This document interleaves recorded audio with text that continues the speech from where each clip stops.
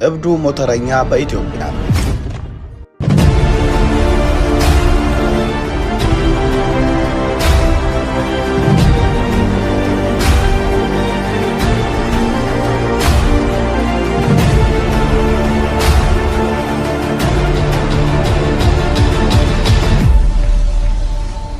ማስተር ነው።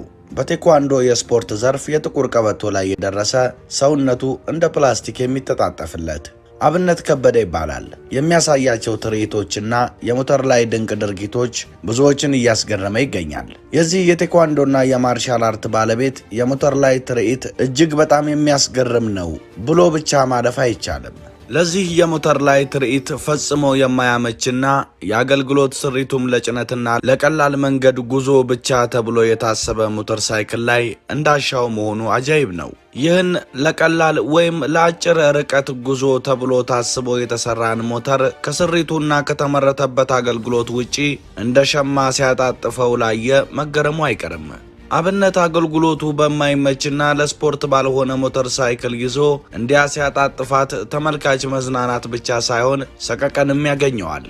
ሞተር ሳይክል በአብዛኛው ለአደጋ የተጋለጠና በቀላሉ የሰው ልጅን ለሞት አሳልፎ የሚሰጥ ነው።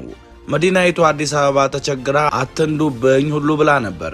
በየከተማው ያለ ዕድሜያቸው የተቀጩትን አፍላ ወጣቶች አብነት በማድረግ ደግሞ የሞተር ሳይክልን አደገኛነት መገመት ይቻላል። በርካታ ወጣቶችና ታዳጊዎች ያለ ዕድሜያቸው ተቀጥፈዋል።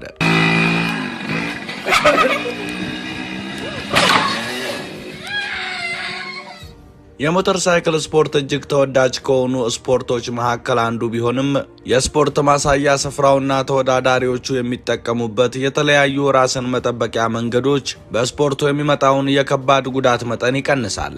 በርካታ የሞተር ስፖርት ተወዳዳሪዎች እንዲያም ቢሆን ለሞት ተዳርገዋል፣ ለከፍተኛ የአካል ጉዳት ተጋልጠዋል።